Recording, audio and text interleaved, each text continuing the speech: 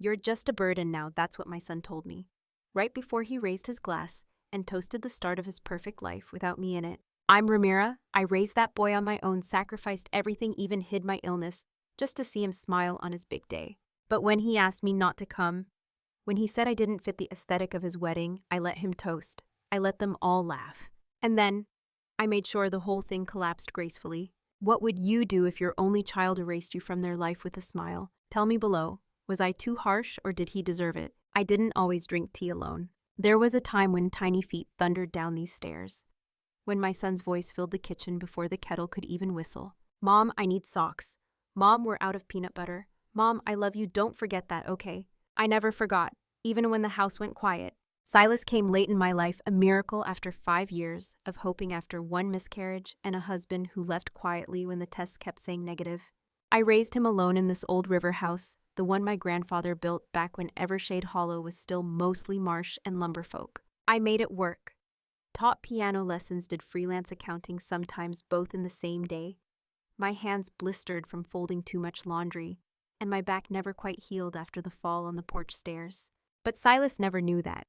He just saw warm pancakes, neat science fair posters, and flashcards tucked into his lunchbox. He was a bright boy, curious, clever, soft-eyed. He used to curl up beside me with stacks of books, asking why the moon changed shape or how birds knew where to fly. I told him some things just know where they belong. Funny how that line stuck with me. He got a scholarship to Columbia, majored in media analytics, graduated early, and launched a tech startup before his 24th birthday. First time he came home with a suit on.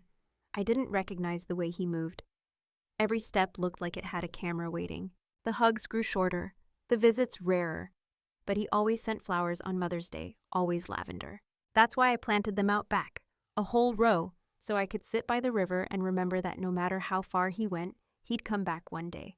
Or so I thought, until the night he called, voice tight with stress. Vivica wants to come by this weekend. She thinks we should talk in person. I made cookies, swept the whole house, laid out his favorite tea, Earl Grey with milk, 2 sugars. I even wore the lavender blouse, the one with the pearl buttons he used to play with when he was small. But when they walked in, it wasn't my son who showed up. It was a man who wore his face but not his warmth. Vivica didn't sit. She scanned the room like a realtor, called the furniture charming, said the lighting was nostalgic, and then she smiled as if about to pitch a product. I know this might be difficult to hear, but we're being intentional about the guest list. That was the first cut, small, clean, polite. And Silas, he just nodded beside her, hands folded, eyes fixed on the floor. That was the second. It happened 4 days later. No warning, no text. Just a knock on the door, 3 sharp raps like a delivery. I opened it to find Silas alone this time. Hair slicked back, wearing a button-down I hadn't seen before. He smelled like expensive cologne and city distance. Can we talk? He asked, already stepping inside. The kettle was still warm. I gestured toward the table, but he didn't sit.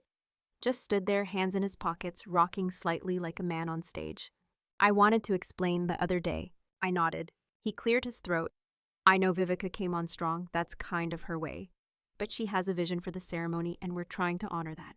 He paused, waited for me to smile. I didn't. He kept going. She's working with a designer, the whole wedding's themed. Clean modern lines, minimalist aesthetic. I raised an eyebrow. Aesthetic. He looked down. It's about cohesion and energy. I waited. He kept talking. We're asking that certain guests attend virtually instead. That way no one feels left out and we avoid unplanned variables. Unplanned variables. I tasted the words like something bitter caught in my molars. You mean me, I said. He winced. No, I mean you've been ill, in the scarf and sometimes the coughing. He stopped, let the silence hang. I looked at the scarf, soft blue, the one Cecily gave me after my 3rd chemo round. I adjusted it slightly just to feel something firm against my skin. I can sit in the back, I said. I don't need attention. I just want to see you say your vows. He blinked, tried again. We'll FaceTime you in, he offered. Like that solved everything. You'll still be part of it. You'll see us walk down the aisle, hear the music. It'll be intimate. I smiled, not warmly, not kindly, just tightly. Will you be FaceTiming your guests, Silas? He frowned. No? Then why me? He had no answer. Just stood there like he was waiting for me to make this easier. But I didn't. He left 10 minutes later, didn't finish his tea, didn't look at the lavender I planted for him. And when the door closed behind him, I let the cup fall from my hand.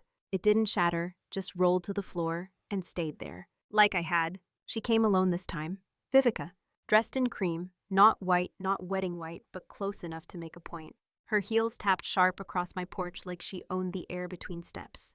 I opened the door before she knocked. She smiled, teeth perfect, expression polished. "May I?" she asked, gesturing inside. I didn't answer, just stepped back. She walked in like a real estate agent, paused at the fireplace, brushed a fingertip along the mantel. Very nostalgic.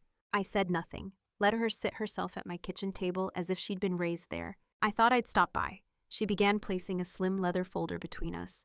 "Silas mentioned your conversation." My heart thumped once, then twice harder. She opened the folder, pulled out a trifold brochure, thick, glossy, with soft blues and smiling seniors on the cover. Halcyon Pines, she read aloud, top-tier facilities, 5-star meals, daily wellness checks, full privacy. She slid it across the table. I didn't touch it. "It's peaceful. You'd be well cared for." I looked at her, straight in the eye.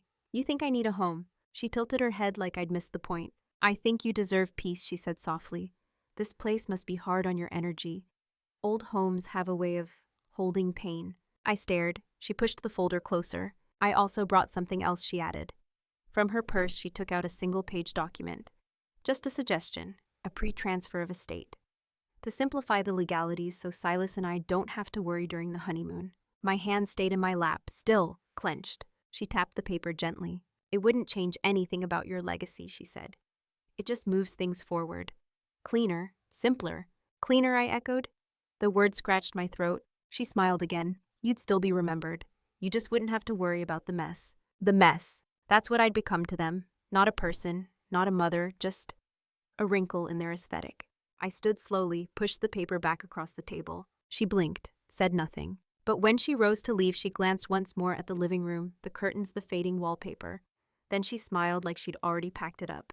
And in that moment, I knew I would not go quietly. Cecily didn't knock. She never did. We'd known each other since I was 29, and too proud to ask for help until I couldn't pay the heating bill that winter. She stepped into the kitchen, hair still damp from rain, folder tucked under her arm, and that familiar look on her face, the one she wore when something was about to hurt. "I didn't mean to snoop," she started. "But your name flagged on a transfer request." I poured her tea without asking. She took the cup but didn't sip.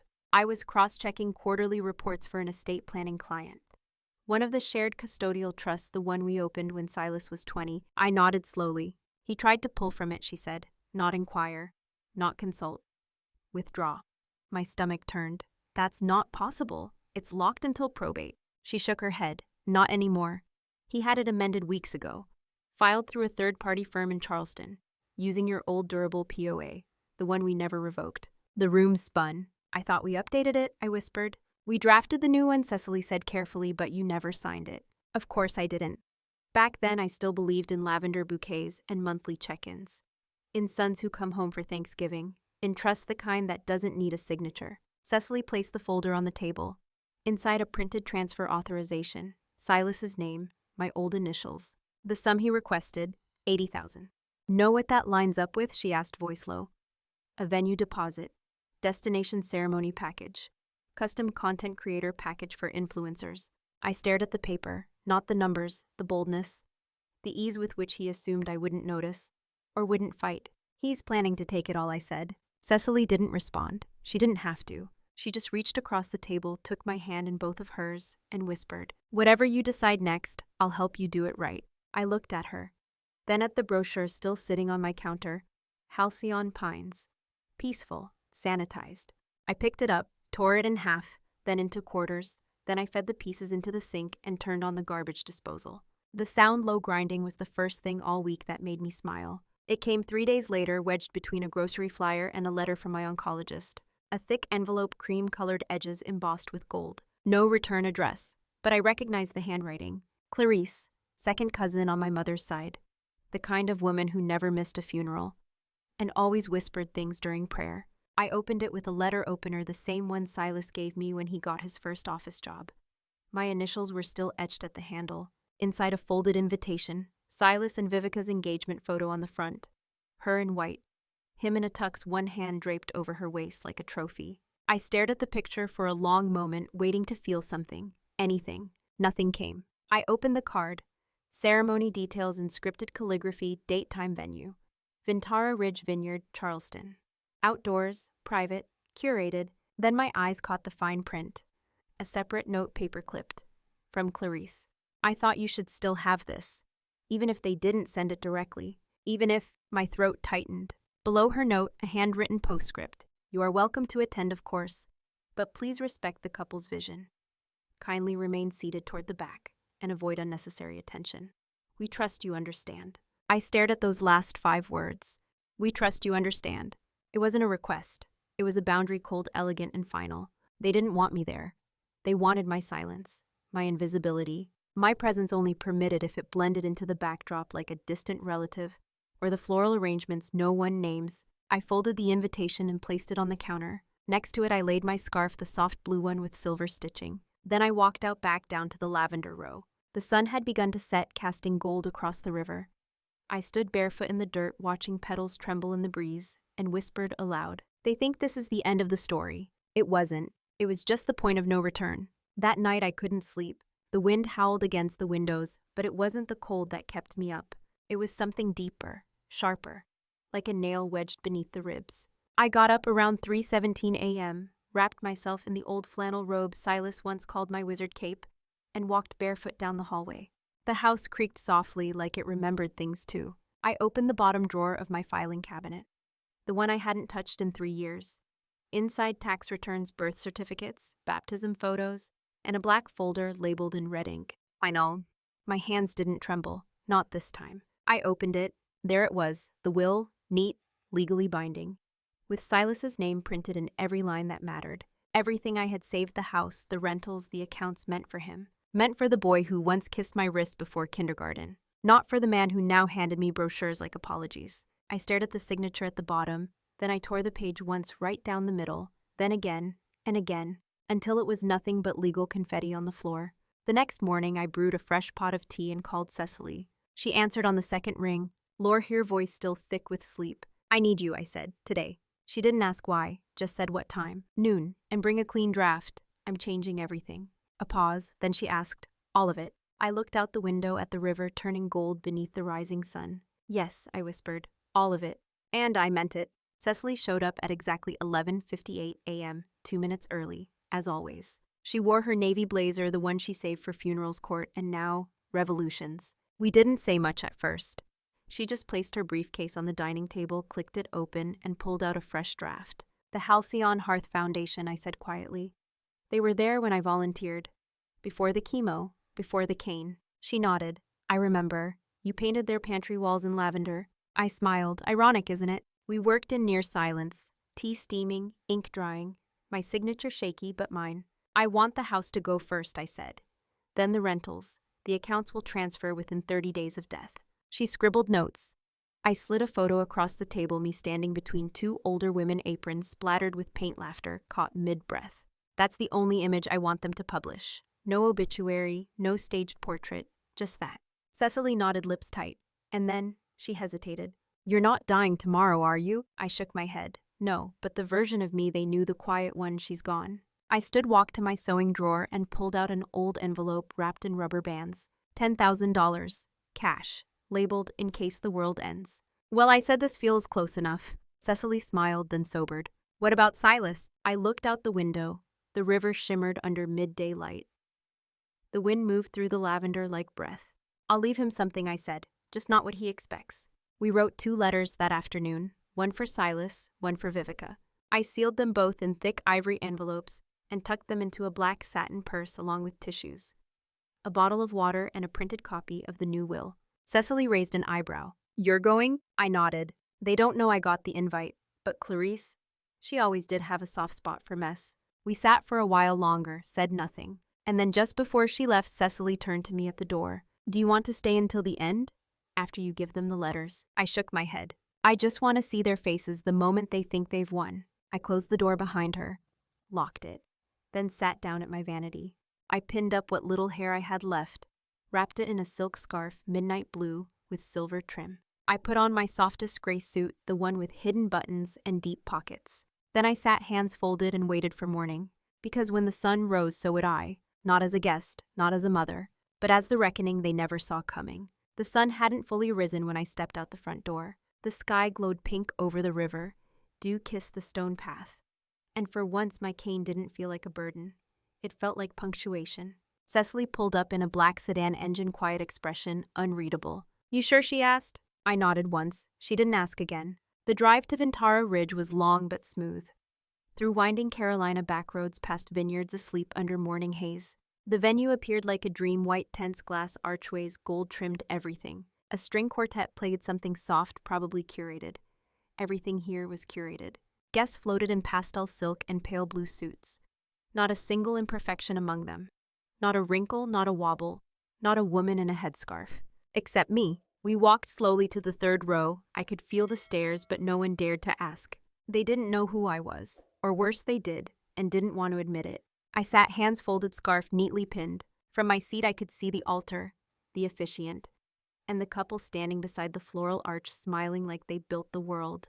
Vivica glowed in ivory, lace slim-fitted, tailored within an inch of her humanity. Silas looked proud, too proud, like he had climbed every ladder and kicked down the last rung. The officiant began. Words about unity, honor, family. I saw him flinch just barely when the word mother passed the air. The vows came next. Vivica cried on cue. Silas laughed gently, the kind of laugh that fills a camera frame. They kissed. Applause erupted. Cameras flashed. I didn't clap. Cecily leaned toward me. I gave her a slight nod. She walked toward the couple like a wedding planner with one final detail. Guests parted as she moved, heels clicking softly on stone. Vivica saw her first. Brows furrowed. Smile froze. Then Silas turned. His face went pale before she even spoke. Cecily reached into her black bag, pulled out 2 ivory envelopes, and said, "Congratulations. These are for you from your mother." Then she turned and walked back to me without waiting for a reply. I stood, slowly, carefully, took one last look at the couple frozen under their flower arch. Then I turned and walked back down the aisle like it belonged to me. No one followed. No one stopped me. Not even Silas. Behind me I could hear whispers stir, not loud enough to understand, but sharp enough to know something had cracked.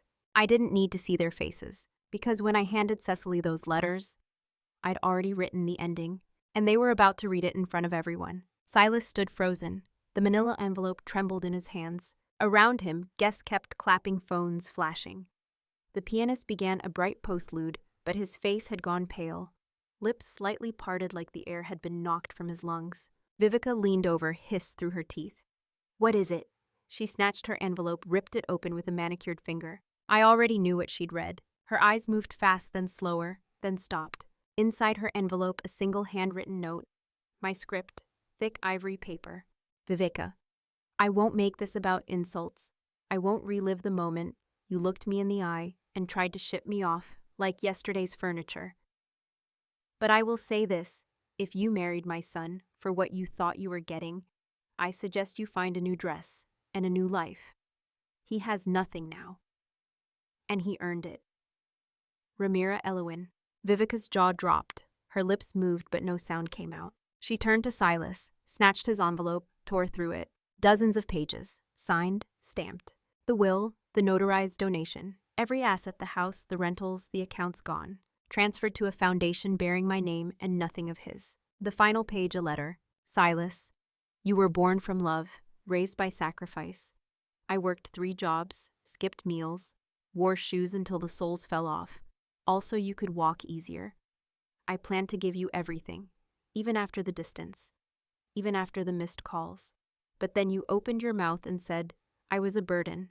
That's when I realized I didn't fail as a mother. You failed as a son. So now, I leave you nothing but your name. Use it wisely, or let it rot with you. Goodbye, Mom." He read it once, then again, hands shaking harder, pages fluttering like feathers from a dead bird. Vivica turned to him, panic and fury boiling over. "You told me she was dying," she hissed. "You said she was weak, that it was handled." She was," he stammered. "I didn't think." "No," she snapped. "You didn't." Her voice rose, guests turned, phones came up. "She gave away everything," Vivica screeched. "You let her walk in here, sit 3 rows away, and blow up my wedding." Silas reached for her. She stepped back, hard. "I'm not marrying a broke liar who can't even manage his mother," she said. Gasps, murmurs. Someone's champagne flute tipped. Vivica threw her bouquet onto the ground, spun on her heels, and stormed down the aisle veil, whipping behind her like a war banner. Bridesmaids hesitated, then followed in a messy scatter. The violinist stopped playing. The officiant stepped back. No one knew what to do. Except one man, old slow-moving, a family friend of my late husband. He walked up to Silas, who now stood alone under the floral arch, placed a hand on his shoulder, said softly, "Hun, that woman walked through hell so you could wear that suit. You should have let her sit in the front row." Silas didn't reply. He just stood there, paper in one hand, ruined wedding in the other. And me, I was already home, window open, river breeze in my lungs, a cup of tea in my hand, and peace in my chest. I didn't need to see it unfold. I already knew, because that was the moment my silence stopped being surrender and became consequence. I left Evershade Hollow 3 days after the wedding. No goodbye, no press, no closure. Just a leather satchel, a small envelope of cash, and a single note on Cecily's desk. "It's done. Thank you. Now I live in a coastal town where no one knows my name. The locals call me Ellie. I let them. I rent a cottage with blue shutters, grow rosemary and mint by the window, and walk to the market on Tuesdays. The sea smells like citrus and salt. The kind of air that makes you forget pain ever had a scent. I still drink tea every morning, not Earl Grey anymore. Something softer. Chamomile, maybe. Cecily writes every few weeks. She says the Halcyon Hearth Foundation renamed their main wing the Elowin Hall. Donations poured in after someone leaked the letter I wrote. The internet had a field day. Burden no more. Lavender justice. Her mother with the last word. I never asked for that attention. Didn't need it. But I smiled when I saw a photo of women holding hands on the Elowin porch, their scarves billowing in wind, their heads high. As for Silas, he never reached out, didn't call, didn't write, but I heard he tried to contest the will. The judge didn't even blink. Airtight, ironclad, undeniably mine. He still lives in Charleston, I think. Or maybe not. I don't care. Because the truth is, I died the moment he called me a burden. And what lived after was free. I left him no money, no memory worth holding. No chance to rewrite history. Only silence and his reflection. And between the two, I know which one will haunt him longer. I left him no money, no memory worth holding. No chance to rewrite history. Only silence and his reflection. And between the two, I know which one will haunt him longer. So now I ask you, was I cruel or did he deserve every second of it? If it were your child, would you forgive or disappear like I did? Drop your vote, leave your truth in the comments, and tell me, what would Reddit say?